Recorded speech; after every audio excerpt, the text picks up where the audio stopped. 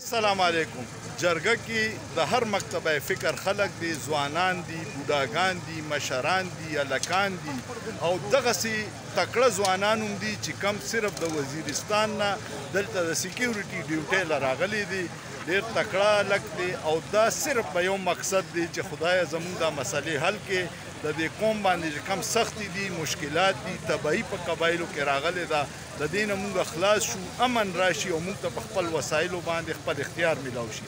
داسې ده مرجانه انشاءالله چې موږ به دا ډیوټي کوو د ملک ته پورا د قوم د پورا چې حفاظت یو موږ سکیورټي فی سبیل الله کوو، فی سبیل الله انشاءالله ور عمر به یې کوو، عمر فی سبیل الله. الله دې داسې ځوانان د دې ملک لري چې کم د ملک د ترقۍ د امن دپاره کار کوي.